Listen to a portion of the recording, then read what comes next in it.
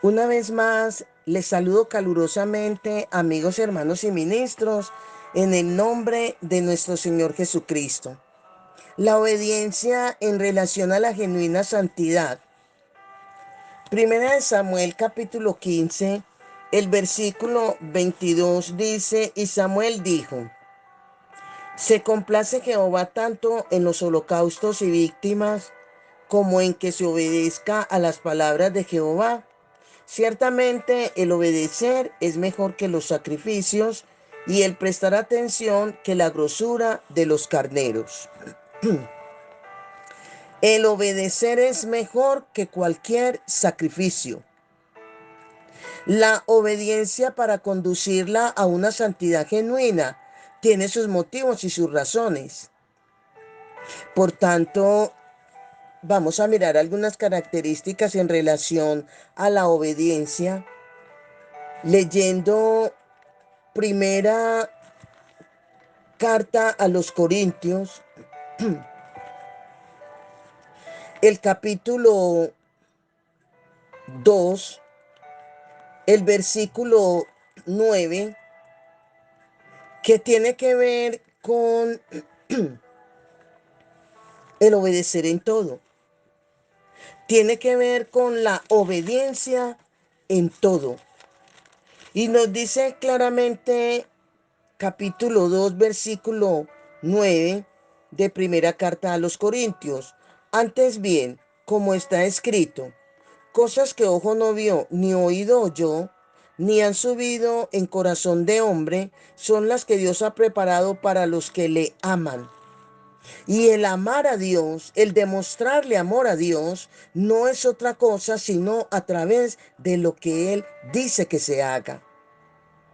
Hay dos tipos de obediencia y dos formas de obedecer.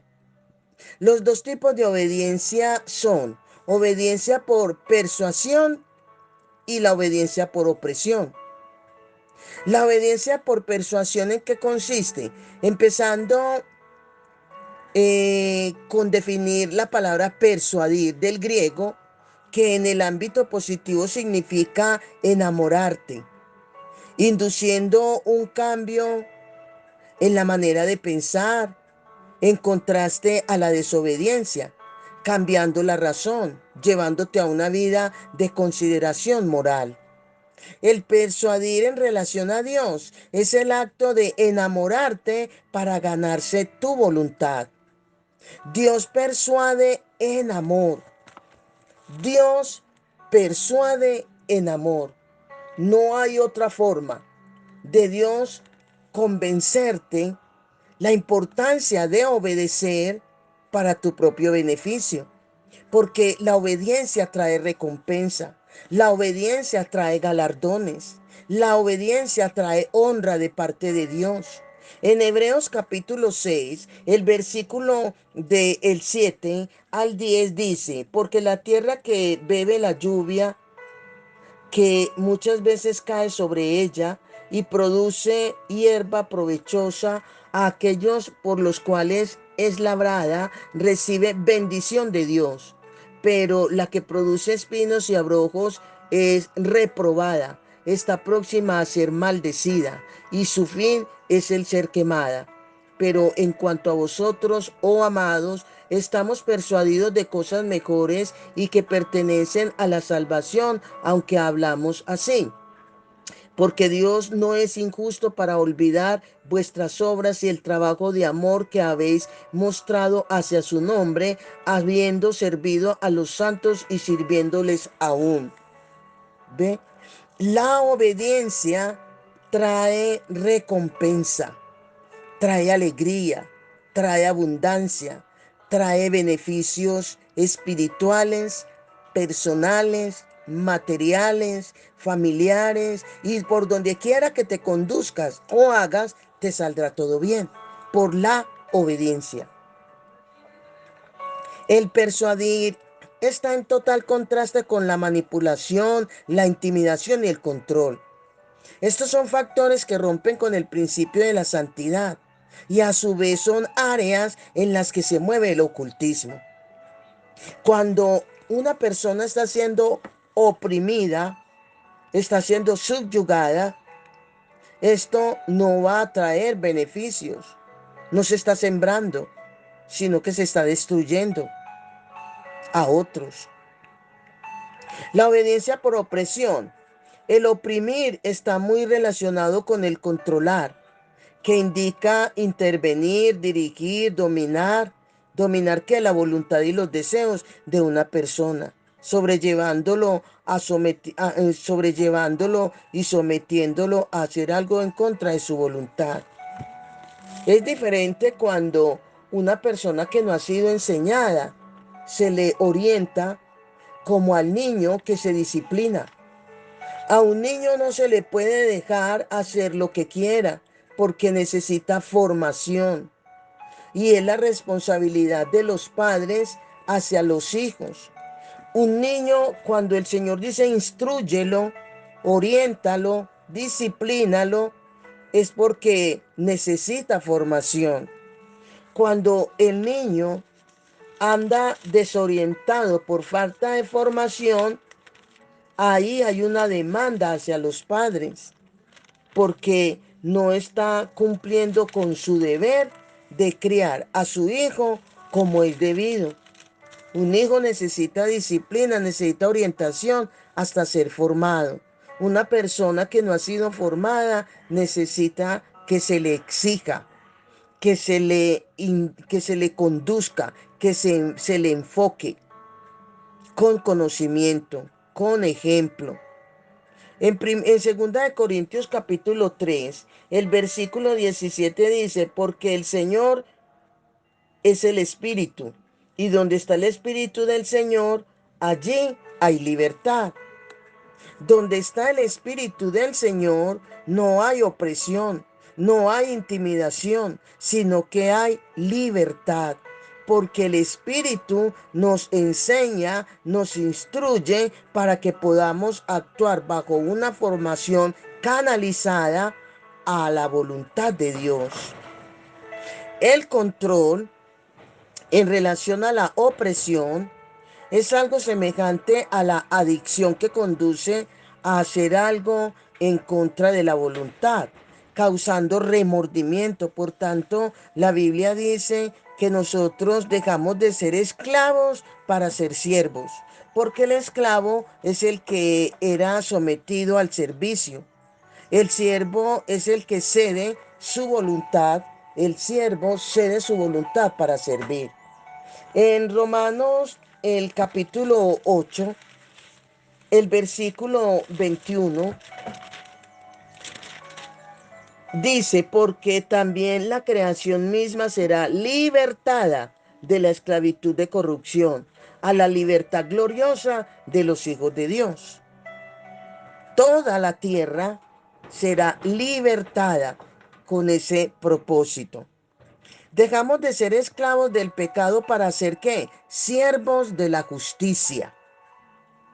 La obediencia, amigos hermanos y ministros, en relación a Dios en forma opresiva, está muy lejos de su carácter.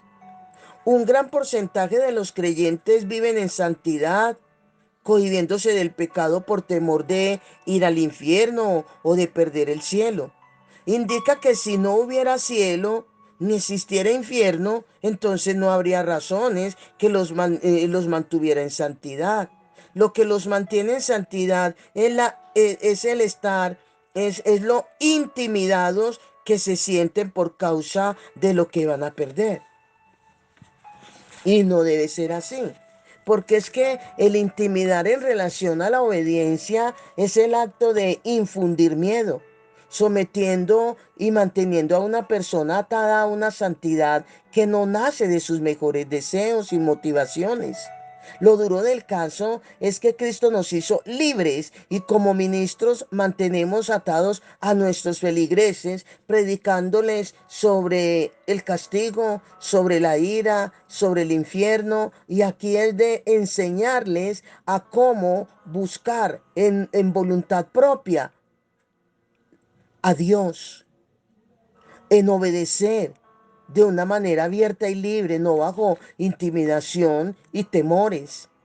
Cuando nosotros como ministros del Evangelio, no le damos razones a nuestros feligreses que sean contundentes, absolutas y lógicas, que vayan acorde con la verdad y el carácter de Dios, los estamos conduciendo a una obediencia por opresión, llevándonos a una santidad fingida, de la cual algún día se cansarán y abandonarán esto. La mejor forma de probar la fidelidad de un creyente es decirle que la salvación en relación a la vida eterna no se pierde.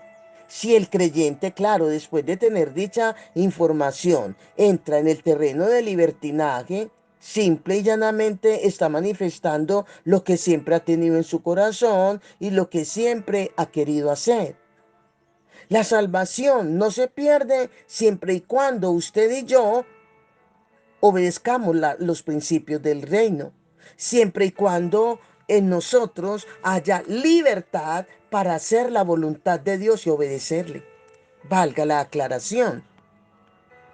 De estas acciones negativas, deducir estas dos grandes verdades: o no ha nacido de nuevo, o no tiene la menor idea de lo que es ser trasladado del reino de las tinieblas al reino de la luz.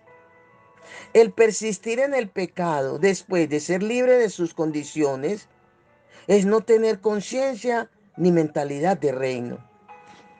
Por eso, ahí en Colosenses, el capítulo 1, el versículo del 3 al 14, cuando dicen: siempre orando por vosotros, dice el apóstol Pablo, damos gracias a Dios, Padre de nuestro Señor Jesucristo, habiendo oído de vuestra fe en Cristo Jesús y del amor que tenéis a todos los santos, a causa de la esperanza que os será guardada en los cielos, de la cual ya habéis oído por la palabra verdadera del Evangelio, que ha llegado hasta vosotros, así como a todo el mundo, y lleva fruto y crece también en vosotros desde el día que oísteis y conocisteis la gracia de Dios en verdad, como lo habéis aprendido de Epafras, nuestro consiervo amado, que es un fiel ministro de Cristo para vosotros, quien también nos ha declarado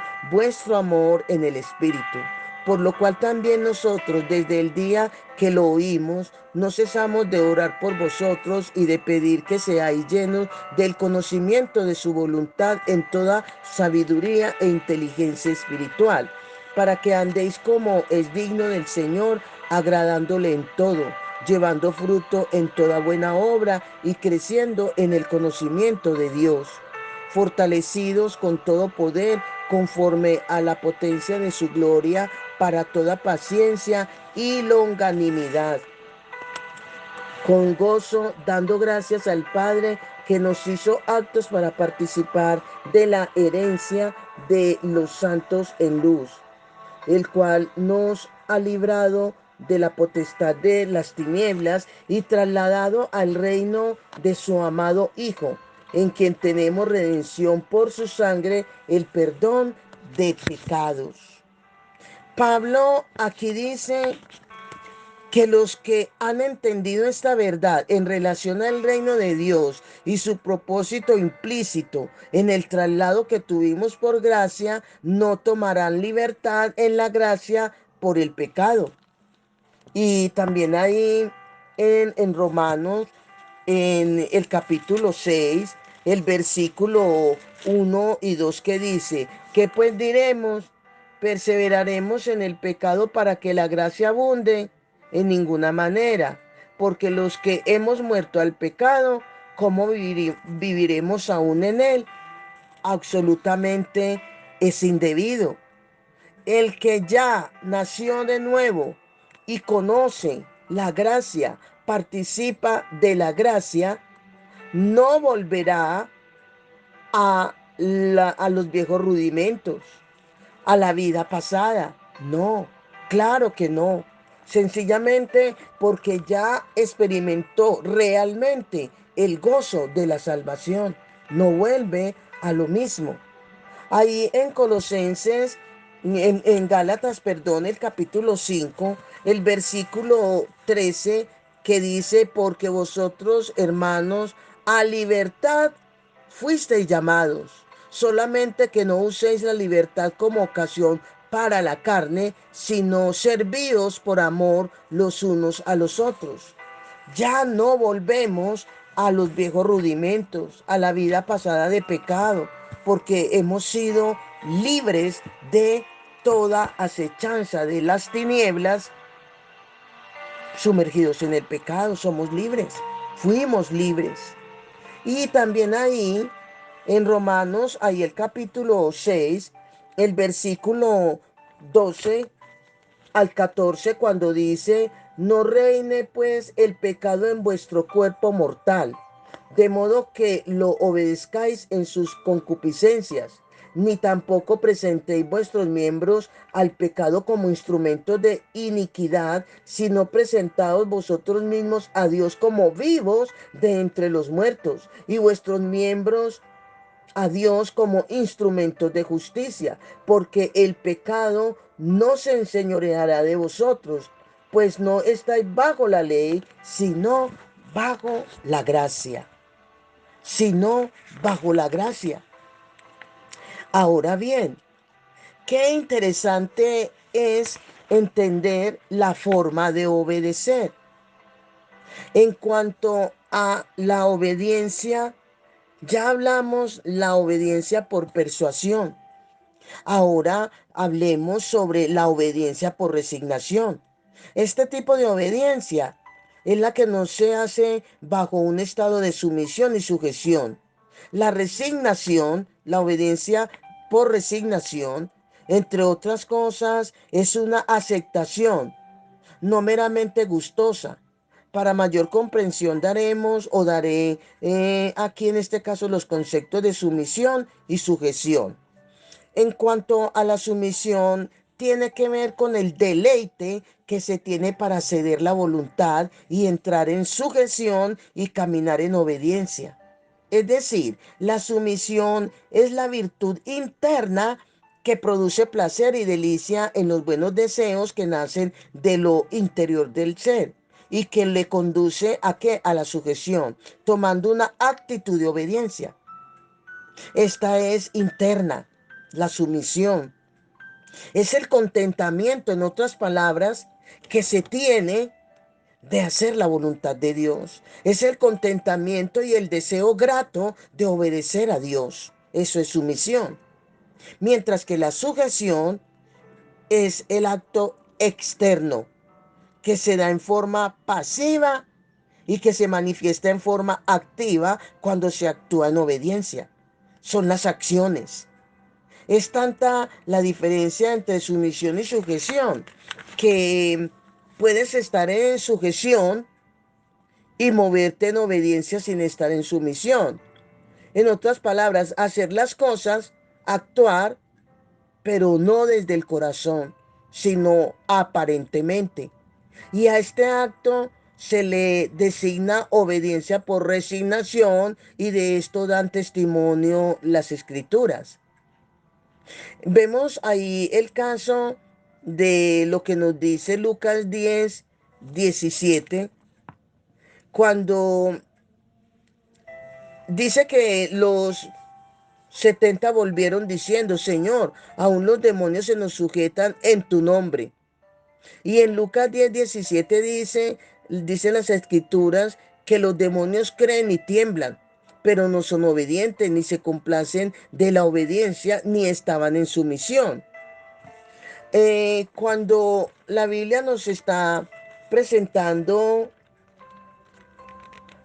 en Santiago, la Biblia nos está mostrando ahí de esta posición, por decir, en Santiago hay el capítulo 2 el versículo 19, cuando dice, tú crees que Dios es uno, tú crees que Dios es uno, bien haces. También los demonios creen y tiemblan, ¿sí? Creen y tiemblan, pero no obedecen, no. Cuando estás en sujeción y en sumisión, y pasas a la obediencia, a este acto se le llama obediencia por contentamiento. Repito, cuando estás en sujeción, que es accionar, y al mismo tiempo hay contentamiento con lo que estás haciendo, o sea, es interno y externo, siento alegría de obedecer y actúo en obediencia, ¿sí? Aquí eso se hace con contentamiento. La obediencia aquí por contentamiento se hace en total deleite, en la más grande sumisión y sujeción y humillación, con un espíritu quebrantado, dispuesto a qué? A las más grandes entregas, con el fin de agradar a quien demanda una obediencia, que es Dios. Para entrar en obediencia por persuasión y por contentamiento, se deben tener razones que se llevarán a vivir o te llevarán a vivir una vida, una santidad genuina, agradable a Dios, que es la posición que debe tener todo creyente, todo hijo de Dios, la iglesia de Jesucristo. Aquí cuando hay un pensamiento muy grato de decir, y ese pensamiento grato de decir es cuando se expresa por decir, Señor, no es el cielo que me ofrece lo que me hace servirte, ni el infierno lo que me condena, lo que me hace temerte. Porque aunque no hubiese cielo, te sirviera, y aunque no hubiese infierno, te temiera. Este es un pensamiento. Porque no es el cielo que me ofrece lo que me hace servirte, ni el infierno que me condena lo que me hace temerte. Lo que me hace servirte y temerte, Señor, es lo agradecido que yo estoy al ver tu amor derramado, Señor, al enviar a tu Hijo a morir por mí en la cruz del Calvario. Es un pensamiento de alguien que se puede aplicar a todo creyente. La actitud de agradecimiento por lo que Dios hizo a favor nuestro, librarnos de la condenación. El infierno no fue hecho para nosotros, claro que no. El infierno fue hecho para Satanás y sus ángeles.